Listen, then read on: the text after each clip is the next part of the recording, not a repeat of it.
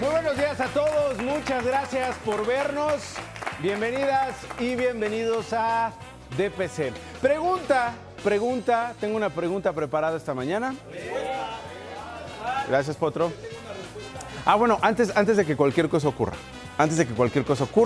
Ayer, estamos muy contentos aquí en la producción porque nuestro niño, su primer día de universidad el día de ayer. Ven niño, ayer, ven, te abrazo y te doy el reconocimiento. Bien que te uso para el niño gritón y todo. Y ayer, fíjate, nosotros aquí ya explotando su imagen y tenía que llegar a su clase. Vente niño, córrele. Un aplauso por favor para el niño, que él solito se está pagando sus estudios. Ejemplo de disciplina, de perseverancia. Tú solito te estás pagando tus estudios, ¿verdad? Sí. Muy bien.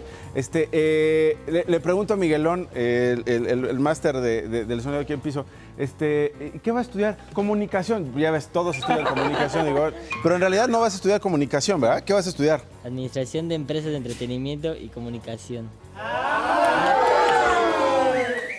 Ahí nomás. ¿Cómo ven, perros? Para ser astronauta. Seguramente va a ser astronauta. Nuestro Raimix. Saludos a Raimix. ¿Cuándo va a venir Raimix? A ver si un día traen a Raimix, ¿no? Estaría a todo dar. Pero bueno, niño, felicidades. Ahora sí la pregunta. Pregunta para mis hermanas y hermanos del staff. Pregunta para quienes nos ven en la televisión. Pregunta para quienes nos ven en sus celulares. Pregunta para quienes nos ven en sus tablets, en las computadoras, desde el baño.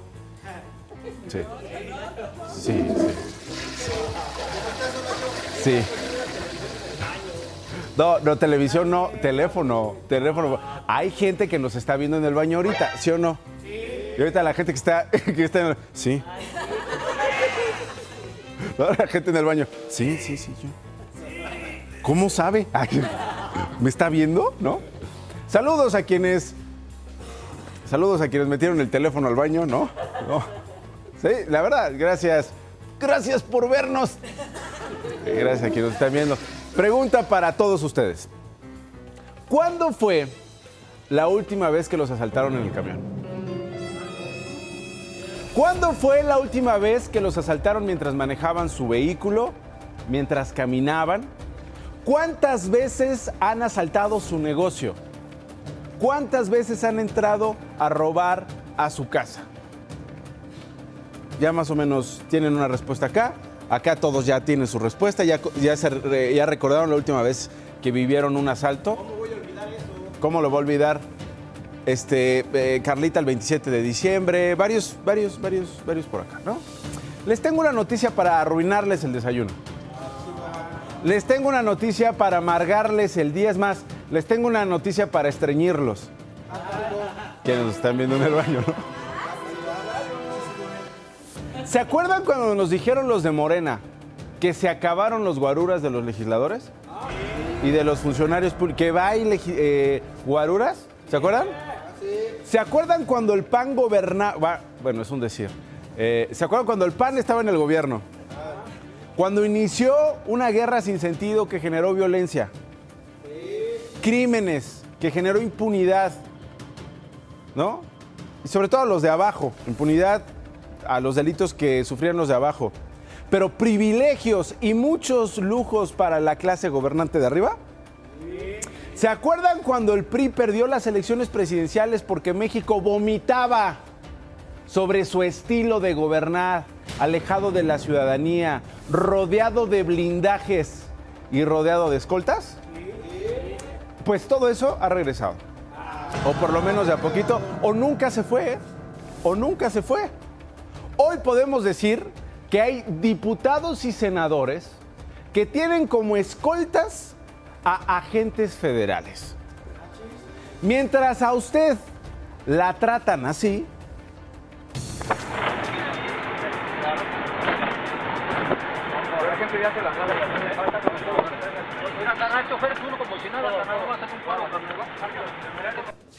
ex agentes de la Policía Federal fueron enviados como escoltas de funcionarios de presidencia, secretarios de Estado, ministros, magistrados e incluso alcaldes, de acuerdo con información que se publicó esta semana y que además señala que la mayoría de los 190 exagentes adscritos a esas nuevas tareas, que es cuidar a los de arriba, quedaron bajo el mando de la Secretaría de Seguridad y Protección Ciudadana que encabeza Alfonso Durazo, tanto en la Ciudad de México como en el Estado de México. La dependencia federal también se quedó a cargo de 14 de los 29 vehículos que la extinta corporación tenía destinados para el servicio de guardaespaldas. Es decir, mientras usted sobrevive así,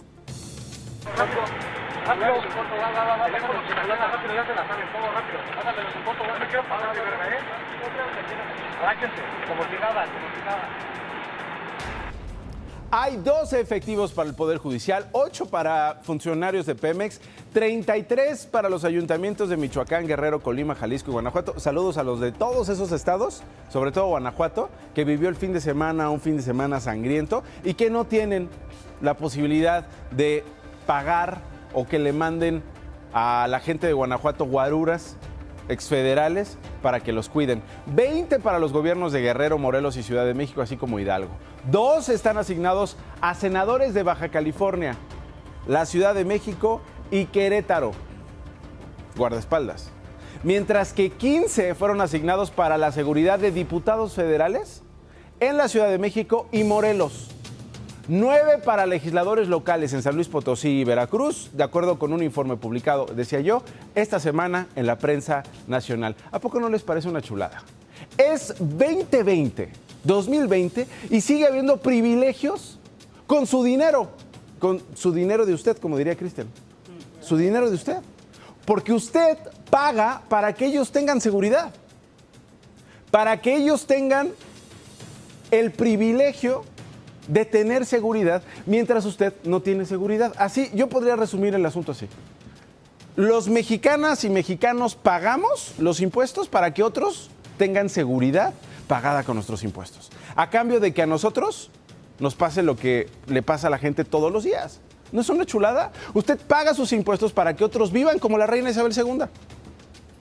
Usted paga sus impuestos para que otros vivan como la realeza inglesa, para que otros vivan como Meghan no quiso vivir. ¿No? Meghan no quiso vivir. Tranquilo, Henry. Todo va a estar bien. Vas a perder esos privilegios, pero vas a ganar muchas cosas en Canadá.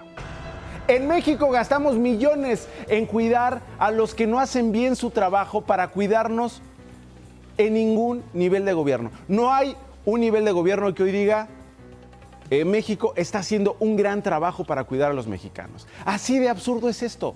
Pagamos por la seguridad de alguien que fue contratado para que nos cuide, para que nos garantice seguridad y no nos garantiza seguridad ni nos cuida. Porque a pesar de no tener resultados, porque no los hay, positivos en favor de la seguridad, contra la impunidad o en favor de la paz y en el combate a la violencia, gastamos millones en funcionarios de todos los niveles, de todos los partidos, de todos los colores, para que vivan seguros, aunque siguen matando a las que, por ejemplo, señalan a los paupérrimos funcionarios públicos que o no funcionan en términos de seguridad o que se sirven de las políticas públicas para su beneficio y para su seguridad. Vean lo que pasó en en Chihuahua. Saludos a Chihuahua. Gracias por vernos allí en Chihuahua. Isabel Cabanillas, artista plástica, activista y defensora de los derechos de las mujeres, 26 años de edad. ¿Qué pasó con ella? ¿Qué pasó con esta mujer que se organizaba con otras mujeres para cuidarlas, para cuidarse entre sí en Ciudad Juárez, allá en Chihuahua, que se ha vuelto otra capital de los feminicidios? Su cuerpo fue encontrado la madrugada del sábado en un baldío, en un terreno baldío, en las calles Inocente Ochoa y Francisco y Madero, en Ciudad Juárez, en la ciudad que regresó a las manos de los feminicidas. ¿Se imaginan el dolor? ¿Pueden imaginar escuchar los gritos, ver las lágrimas, oler el aliento de una familia que tuvo que reconocer el cuerpo de su hija en la morgue? ¿Qué va a pasar con el pequeño de 5 años que dejó esta mujer? ¿Qué hacemos con la familia de Isabel? ¿Qué hacemos? ¿Le regalamos un cachito de la rifa del avión presidencial para que no se pongan tristes? ¿Y para que se rían por lo divertido que se está poniendo este país? ¿Eso hacemos? ¿Cuando no la pudimos cuidar en vida? Cabanillas era miembro, le decía yo, del colectivo Hijas de su Maquilera Madre, organización que luchaba contra el feminicidio y luchaba a favor de los derechos de las mujeres. Murió siendo víctima de lo que luchaba en contra, porque no tuvimos cómo cuidarla, porque las escoltas estaban cuidando a los que sí tienen cómo defenderse, a los que sí tienen los recursos para cuidarse a sí mismos. Chido. Y hablando precisamente de quienes durante años echaron a perder este país en términos de seguridad y justicia, hablando de quienes arruinaron en buena medida las instituciones en México, uno que hoy, por cierto, está acusado de trabajar para el narco desde las oficinas del gobierno de Felipe Calderón, oficinas a las que sirvió, o de las que se sirvió, mejor dicho, y quien, claro, tenía escoltas que lo cuidaban día y noche, pagadas por usted, por nosotros. ¿Qué pasará hoy con Genaro García Luna? Hace unos minutos arrancó allá en los Estados Unidos de América, en la Corte Federal de Brooklyn, la audiencia que estaba programada para el día de hoy, 21 de enero. Genaro García Luna, ¿se acuerdan? Tenía como límite hoy decir si se declaraba culpable o no, es decir, si hoy negociaba con los gringos, si intercambiaba información con ellos o no. Va a comparecer por segunda ocasión en la Corte Federal de Nueva York. Eso empezó a ocurrir hace unos minutos. Se había previsto que comenzaría a las 8:45 tiempo del centro de nuestro país, 9:45 tiempo de Nueva York. Sin embargo, pues bueno, a Marco Silva, que es nuestro enviado de Grupo Imagen a esta corte, le pidieron hace unos minutos: oye, hermano, ¿vas a estar aquí? Métete. De una vez, métete, porque ya arrancó. Genaro García Luna, acusado de narcotráfico, de aceptar sobornos del cártel de Sinaloa, y quien en la primera audiencia se declaró no culpable de los 3 cargos de conspiración para traficar cocaína en Estados Unidos y otro por un falso testimonio. Ahora, y falso testimonio me refiero no contra él, sino cuando pidió su nacionalidad estadounidense, mintió. Y hay cosas que no puedes hacer en Estados Unidos, como mentir para obtener tu residencia o para hacer trámites de nacionalidad, que fue lo que hizo Genaro García Luna con su residencia. Ahora tendrá que presentarse ante el juez Brian Cogan, con quien hoy está cara a cara y quien es famoso por presidir el juicio contra Joaquín El Chapo Guzmán. Ahí está. ¿Qué pasará el día de hoy con Genaro García Luna? Se lo iremos contando más adelantito, pero ya arrancó la segunda audiencia de Genaro García Luna allá en la Corte Federal de Brooklyn, en Nueva York, en los Estados Unidos de América. Los periódicos esta mañana. Excelsior.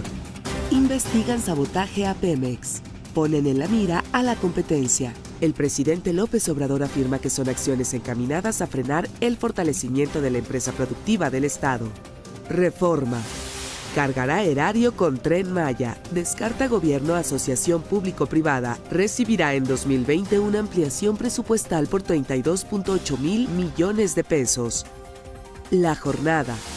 6 mexicanos con más riqueza que 50% de la población. Prevalece un sistema económico injusto y patriarcal. Oxfam. La desigualdad en el país 38 veces más alta que el promedio mundial. Afirman que esa disparidad se halla fuera de control en el planeta.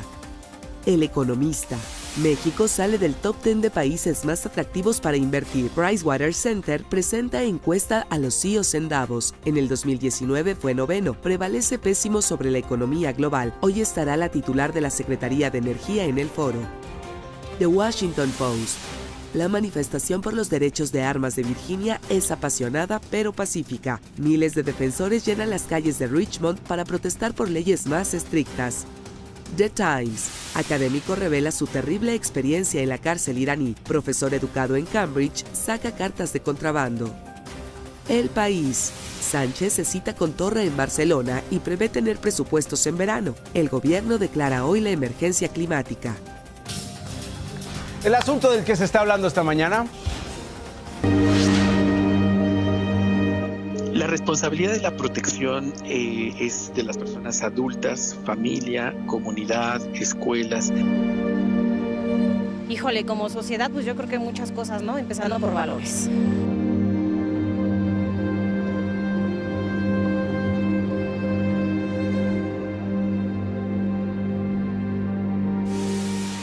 Hablemos de los niños mexicanos, de nuestros niños mexicanos. En Nuevo León, una nueva amenaza de tiroteo provocó pánico entre estudiantes y padres de familia, así como maestros del colegio La Bastida, que está ubicado en el municipio San Pedro Garza García, uno de los más seguros del país. ¿Se acuerdan?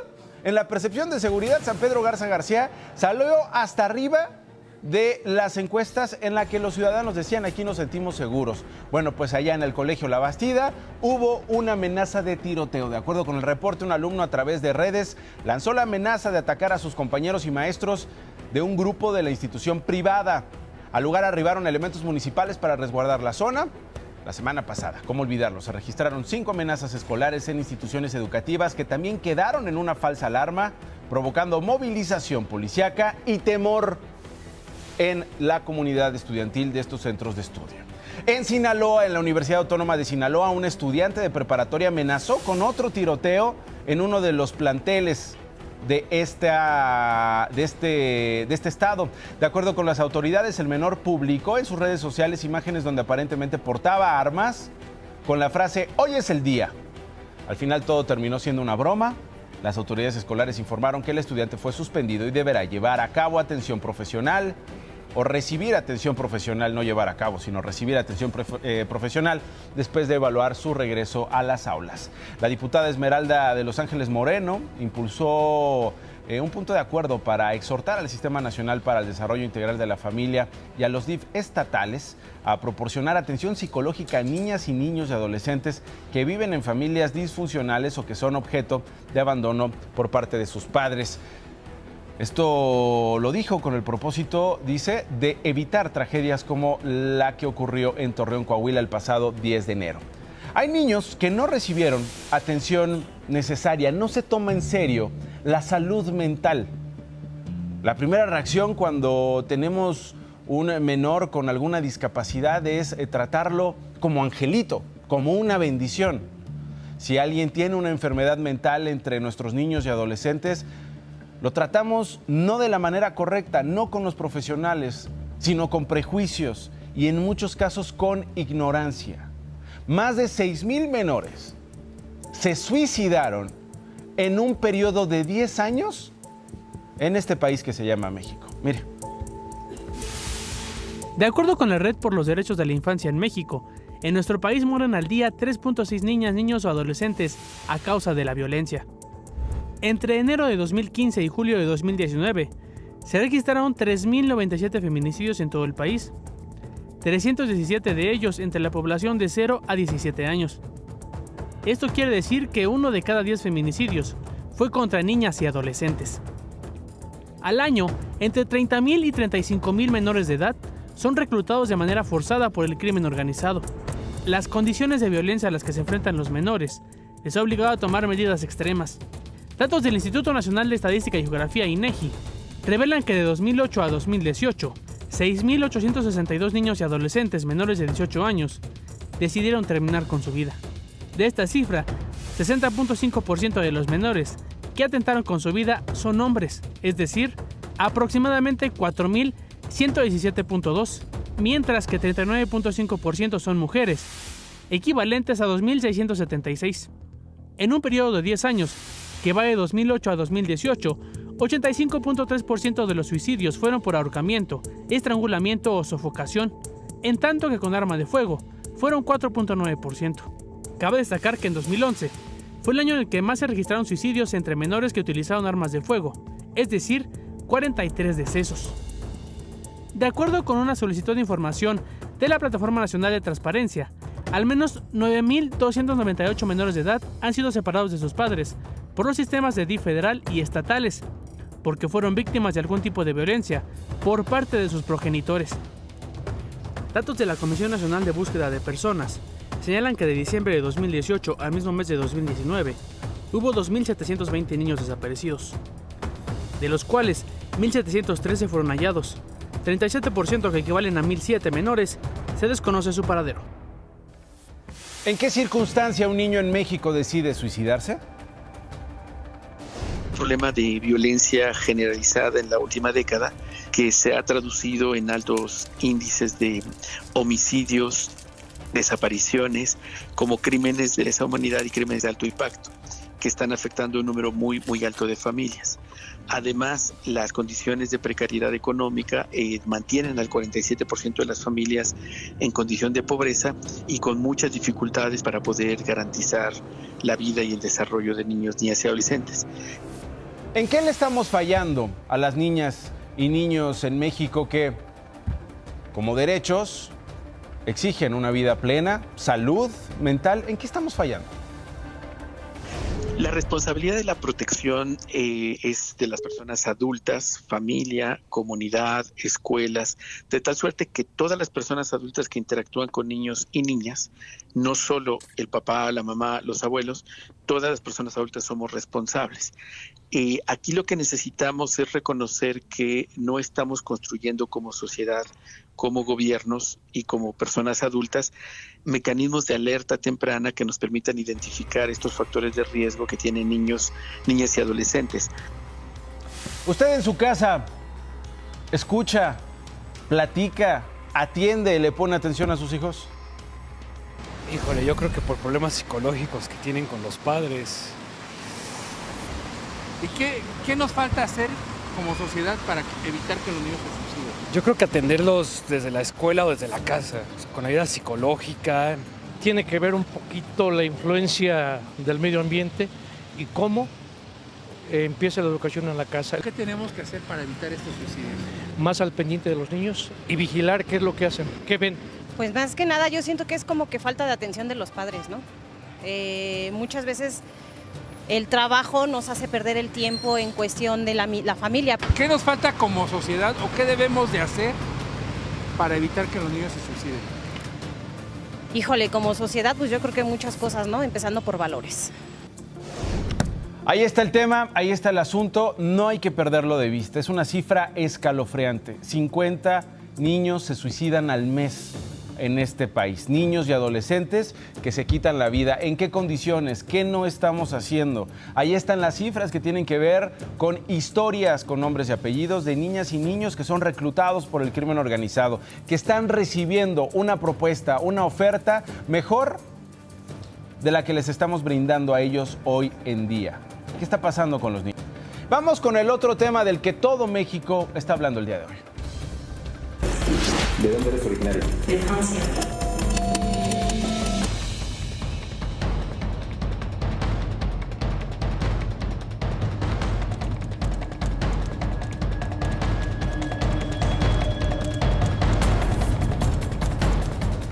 Adivine quién quiere regresar a México. Adivine quién está de vuelta al escenario mexicano. ¿Se acuerda de Florence Cassé? Pues mire los planes que tiene a futuro. México y Francia han tenido varias broncas. Vamos a recordar las clases de historia. En 1832 se desató la Guerra de los Pasteles. Fue un conflicto bélico entre México y Francia que fue desencadenado en un restaurante francés de Tacubaya en la Ciudad de México. Los culpables fueron los oficiales del presidente Antonio López de Santana, quienes organizaron una fiesta que casi destruye el restaurante y además devoraron todos sus pastelillos. Cuando los franceses les exigieron el pago por los daños, los mexicanos se negaron a hacerlo. Entonces comenzó todo. Pero este no es el único conflicto entre ambos países. En 2019 los presidentes de México Felipe Calderón y el de Francia Nicolás Sarkozy se enfrentaron por una mujer francesa que era acusada junto a su novio mexicano Israel Vallarta en ese entonces de supuestamente encabezar un grupo criminal dedicado al secuestro, llamado Los Zodiacos. Pues ¿qué cree? Ahora que Genaro García Luna, exsecretario de Seguridad Pública en nuestro país, precisamente en el sexenio de Felipe Calderón, fue detenido en Estados Unidos, donde espera juicio y sentencia, acusado de ayudar al cártel de Sinaloa a traficar droga a la Unión Americana, y quien presuntamente montó todo un operativo para detener a esta pareja, Florence Marie Lucie Cassé Crepini reapareció. Dijo que se encuentra analizando la posibilidad de regresar a México para pedir cuentas a las personas que la acusaron de secuestro en 2005, entre ellos el entonces presidente Calderón Hinojosa. Cassé detalló para el semanario francés El Express que su retorno a México tendrá como propósito pedirles cuentas a las personas que la señalaron, enjuiciaron y condenaron. Las heridas aún están abiertas. Y es que el presidente de Francia, Nicolas Sarkozy, confesó también para el semanario francés que no le sorprende que García Luna esté detenido. También se pronunció a favor de que Cassés y sus abogados entablen nuevos recursos judiciales en México para exigir una indemnización por daño moral. Así que muchos de seguro en nuestro país están temblando, a esconderse.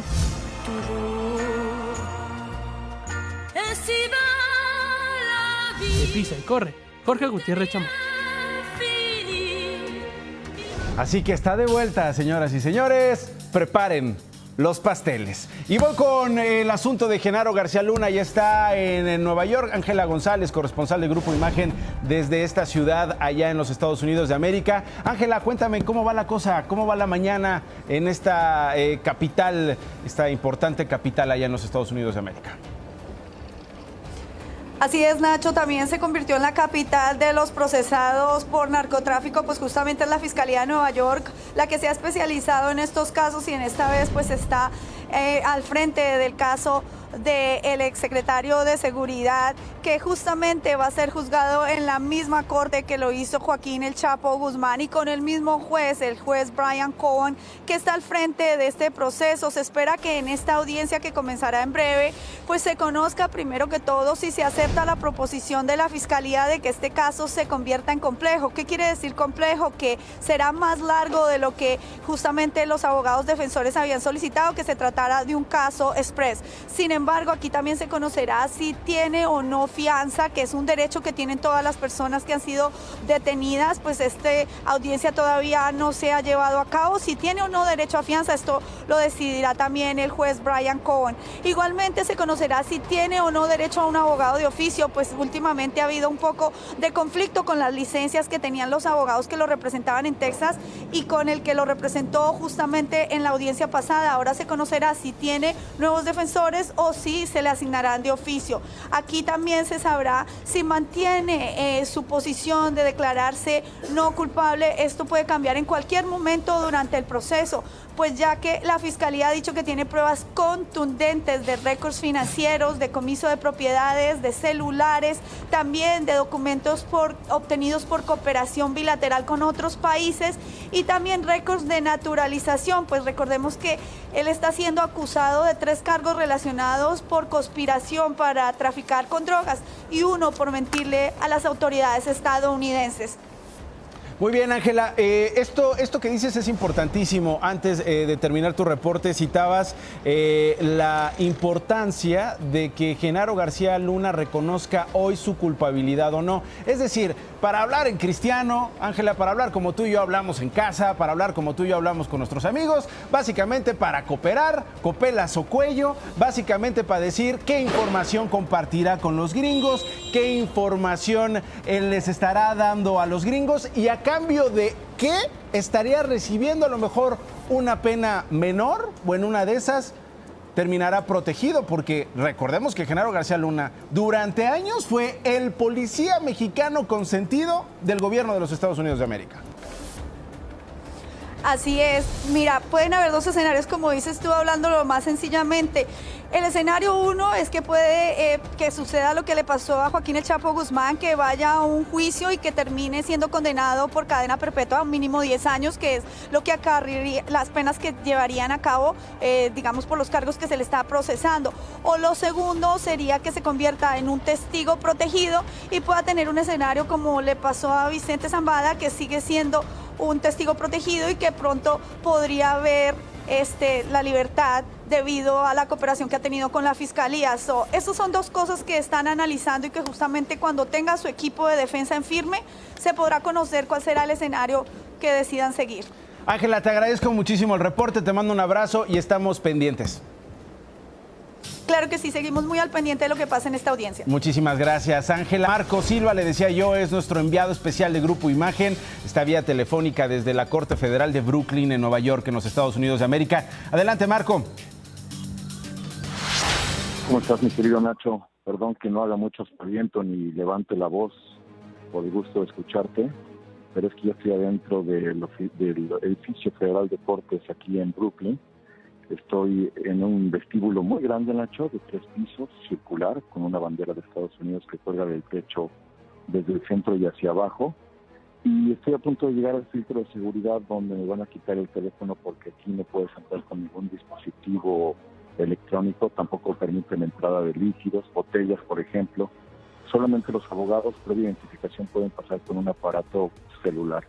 Así que voy rumbo a esta sesión de la Corte, en donde aparecerá Genaro García Luna por primera vez junto al juez Brian Cogan, que es el juez de la causa. Es una sala, o se prevé que es una sala pequeña, por lo cual estamos entrando con mucha anticipación, hay una lista de espera. Y pues a la salida, si estamos a tiempo, porque además se prevé que sea una audiencia muy corta, Nacho, el juez Cogan tiene agendadas otras audiencias en número de 4 en 90 minutos, para decirlo rápido. Entonces, si hay oportunidad, pues yo con mucho gusto te platico, me pongo en contacto y te platico los pormenores de esta que va a ser una audiencia importante, breve, y insisto, la primera en esta entrega de la historia de Estados Unidos contra García Luna, la primera en donde estará frente al juez Cogan. Tengo que colgar ya, mi querido Nacho, pero me da mucho gusto poderte enviar este previo. Cuelga, Gracias, adelante, adelante Marco, Gracias, sí, por favor. Buenos días.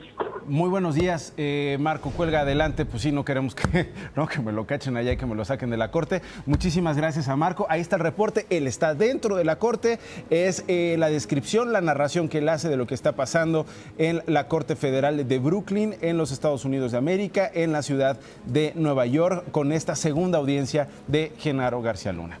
Tiene el panorama completo sobre el tema de Genaro García Luna. Vamos a otro tema porque hay mucha información hoy.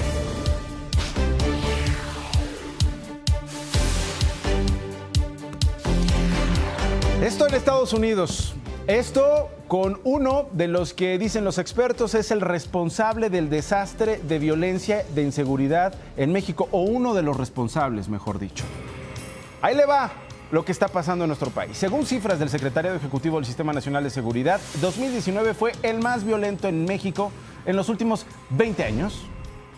De enero a diciembre del año pasado hubo 35.588 víctimas de homicidio y feminicidio. 2.7% más que las contabilizadas en el último año de la administración de Enrique Peña Nieto, donde hubo 34.655 homicidios y feminicidios. De acuerdo con los datos arrojados por este secretariado, es decir, datos del gobierno, junio fue el mes con más víctimas, con un total de 3.079. Y el estado de Guanajuato se ha vuelto ya uno de los estados más peligrosos del mundo. Es el estado con más asesinatos, al registrar 3.540. El fin de semana hubo 19 muertes, por lo menos 19 muertes confirmadas en el corredor industrial de Guanajuato, que es ya el estado o uno de los estados más peligrosos, no solo de México, sino del planeta. Hay más noticias. Este lunes, cientos de migrantes de Guatemala y Honduras trataron de cruzar a México por el río Suchiate en Chiapas, por lo que elementos de la Guardia Nacional se desplegaron por la orilla del río conformando un muro humano, evitando el paso de los migrantes. Por momentos se registraron enfrentamientos entre la Guardia Nacional y migrantes.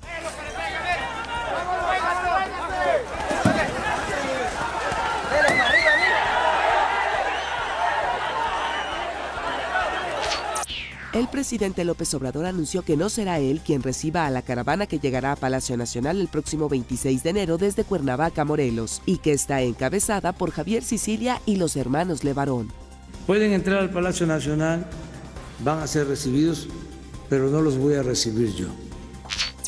En redes sociales circula un video en el que se observa una riña entre policías preventivos y civiles ocurrida en la tercera sección de la colonia Reyes de Reforma en la alcaldía Iztapalapa. Estos hechos dejaron como saldo 3 heridos y al menos 2 policías lesionados y una patrulla con daños materiales. En Jiutepec, Morelos, un grupo de sujetos golpeó brutalmente a un joven hasta dejarlo inconsciente sobre el pavimento. Los hechos ocurrieron tras la celebración de un carnaval a unas calles del centro del municipio, todo ante la mirada de transeúntes y automovilistas que pasaban por el lugar. La Organización Mundial de la Salud informó que el nuevo tipo de coronavirus surgido en China probablemente se seguirá extendiendo en el país y quizá en otras naciones en los próximos días. Cabe resaltar que en China ya son 3 personas las que han muerto por este virus que provoca neumonía, el cual ya llegó a Corea del Sur. Por cierto, las escenas de la Guardia Nacional del día de ayer en la frontera sur son escenas impresentables. Había elementos de la Guardia Nacional que se enfrentaron con los migrantes a pedradas, a palazos. Se armó una rebambaramba. Escenas que recordaban cuando migrantes europeos cruzaban países en aquel continente y eran perseguidos no solamente por la prensa, sino por los ejércitos de los países. Una crisis importante, una crisis que, pues bueno, finalmente está enfrentando México con seguridad, con fuerza. Si antes buscaba el respeto de los derechos humanos, hoy lo que busca México es que Donald Trump no nos grave con aranceles. Y hoy no hay arancel que valga un migrante. No hay arancel que valga, o más bien, no hay migrante que valga un arancel. Es al revés el asunto. No hay centroamericano que nos valga un arancel impuesto por Donald Trump. Y por eso lo que ocurrió el día de ayer en la frontera sur, y por eso las acusaciones de organismos internacionales de violación a los derechos humanos el día de ayer y en los últimos meses con la nueva estrategia del gobierno mexicano frente a la migración. Hay muchas preguntas que hacerse, muchas cosas que desmentir, muchas cosas que afinar, muchas cosas que profundizar. Eso ocurrirá hoy a las 11 de la mañana en Cancillería. Hace unos minutos el presidente Andrés Manuel López Obrador dijo en su conferencia mañanera: yo no voy a responder del asunto, lo hará Marcelo Ebrard, el secretario de Relaciones Exteriores. Pausa, regresamos.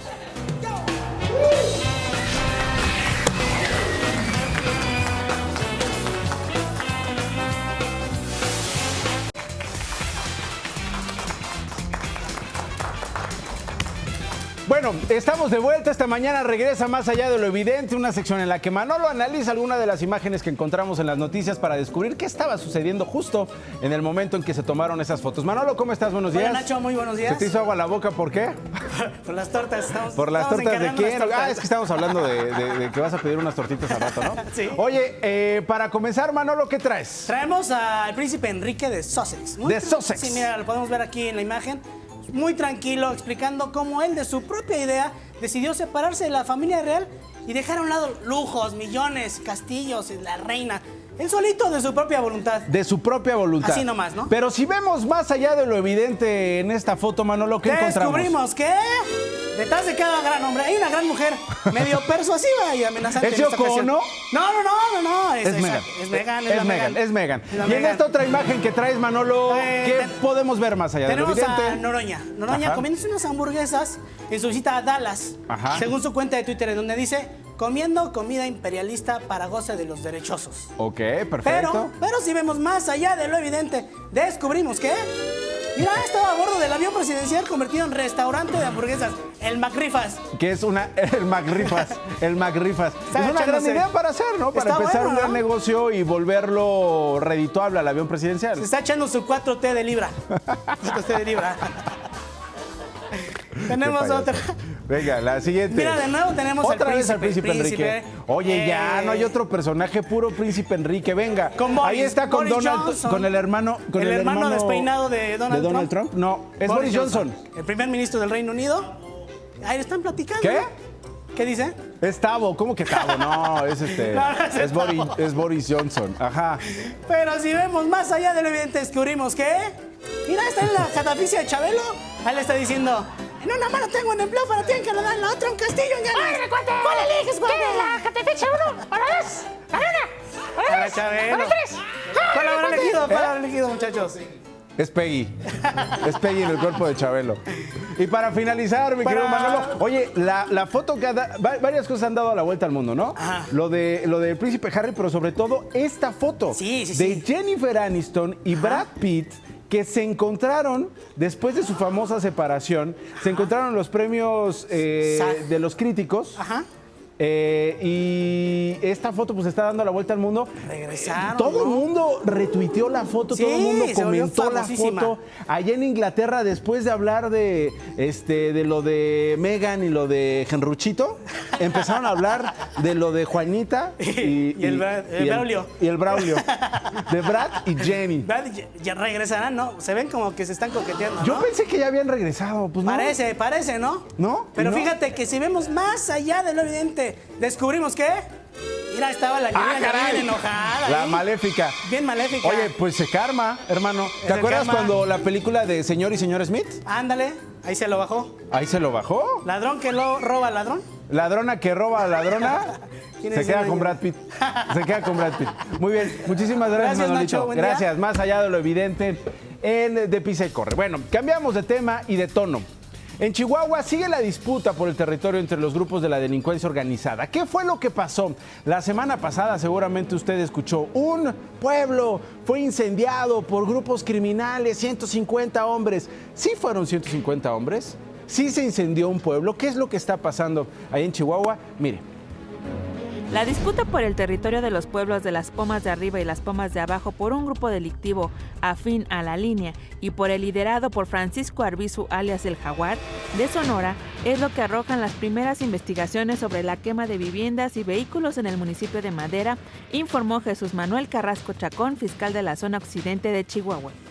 Lo que tenemos hasta el momento de la intervención que tenemos es que esos domicilios eran usados como casa de seguridad por parte de este grupo del Jaguar. Es decir, las queman para que ya no las pudieran reutilizar el grupo contrario. En un principio, los habitantes del lugar denunciaron ante las autoridades una agresión directa de 150 civiles armados, que llegaron en 50 camionetas y que habían quemado al menos 22 casas y 7 vehículos, además del secuestro de un número indeterminado de personas. Posteriormente, autoridades del estado aclararon que el comando que llegó era de 16 civiles a bordo de 4 camionetas pick-up. Las casas quemadas eran las mismas 22 y los vehículos solo 4.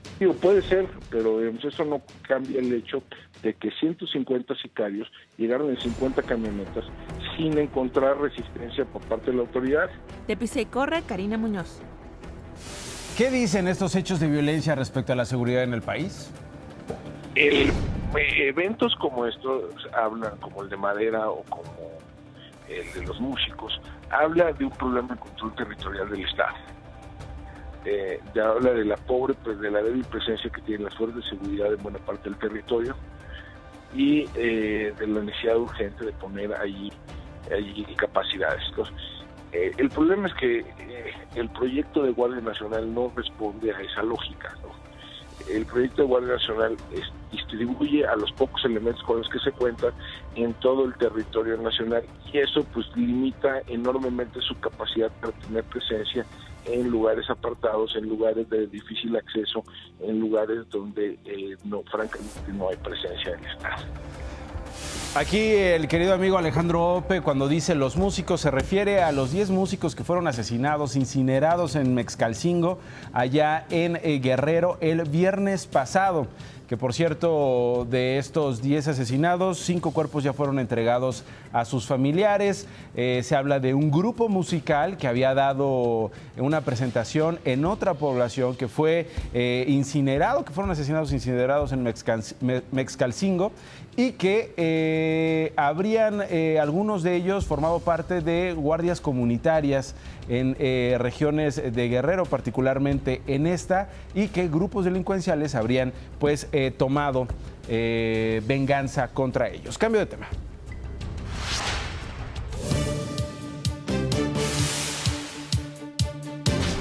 En Guanajuato, agentes ministeriales de investigación y de la Secretaría de Seguridad Pública del Estado lograron la detención de 11 presuntos integrantes del cártel de Santa Rosa de Lima que dirige José Antonio Yepes alias El Marro y quienes podrían estar involucrados en algunos de los hechos sangrientos que han enlutado al Estado.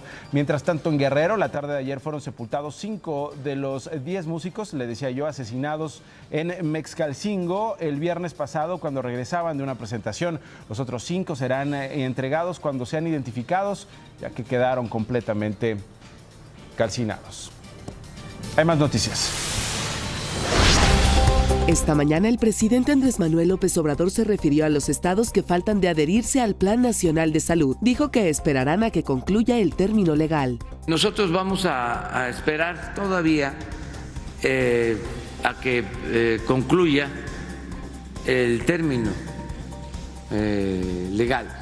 No queremos polemizar sobre esto.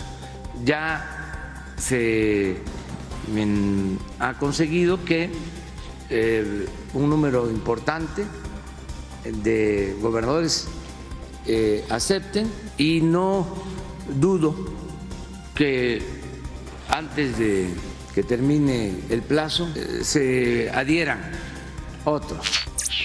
La jefa de gobierno de la Ciudad de México, Claudia Sheinbaum, informó que el 2% de los 12,411 altavoces que opera en el C5 de la Ciudad de México presentaron fallas durante el macrosimulacro 2020. Fueron un total de 248 cámaras de vigilancia las reportadas con afectaciones. La tarde de este lunes se reunieron padres de menores enfermos de cáncer con senadores de la República. Una comisión de 5 personas dialogó con legisladores acerca del desabasto de medicamentos en diferentes hospitales de la República Mexicana. Fueron recibidos por el senador de Acción Nacional, Damián Cepeda, y personal de la senadora Marta Márquez. En Cuernavaca, Morelos, un policía intentó frustrar un asalto a un mini súper, pero fue atacado por la espalda y falleció. El uniformado había logrado someter y contener a 2 ladrones, pero un tercer cómplice llegó por atrás, lo golpeó y le disparó. El equipo legal de Donald Trump remitió un escrito en el que considera el juicio político contra el mandatario como una peligrosa perversión de la Constitución. Los abogados también consideran endebles las acusaciones planteadas con la intención de convertirlas en una herramienta política para interferir en las elecciones del 2020. ¿Qué pasó en Circuito Interior esta madrugada en la Ciudad de México? Seguramente si usted nos está viendo le tocó un tráfico infernal en esta parte de la ciudad, en esta arteria principalísima de la capital de la Ciudad de México. Bueno, José Antonio García, mi colega reportero vial, tiene los detalles. Pepe Toño, adelante, cuéntame, ¿qué desastre? Hola Nacho, ¿cómo estás? Qué gusto saludarte esta mañana. Un terrible accidente que se registró esta madrugada, prácticamente a las 5 de la mañana fue que se registró este accidente en el cual se había involucrado este vehículo compacto, y es que bueno, pues estaban realizando obras aquí en el Camellón Central. Estamos exactamente a la altura de la calle de Marina Nacional. Desgraciadamente perdieron la vida 2 personas, un trabajador del gobierno de la Ciudad de México que bueno, pues estaban realizando estos trabajos en la zona del Camellón, en la zona de la guarnición. De hecho vemos la camioneta en la cual pues, venían estos trabajadores, cómo queda impactada con el cemento luego de la proyección del vehículo que pues venía circulando de la zona de Chapultepec hacia la México-Tacuba. No se percata que está este trabajador, desgraciadamente lo atropella, lo impacta y lo proyecta hasta este lugar donde pues ha impactado el vehículo, que es en la base del puente. Y efectivamente el tránsito muy afectado porque bueno, pues se realizaron los cortes desde la zona del Paseo de la Reforma para quien va hacia la zona de la México-Tacuba, y pues ya se ha reabierto el tránsito. Como vemos, un carril ya se está habilitando, y en el sentido opuesto pues prácticamente desde Eduardo Molina está detenido el tránsito vehicular. Así es que pues hay que tomarlo en consideración porque estos trabajos se están proyectando hasta por lo menos 1 hora más aquí en la zona del Circuito Interior, Nacho. Toño, 2 cosas. Por un lado, por supuesto habrá que esperar los peritajes y los estudios de los profesionales.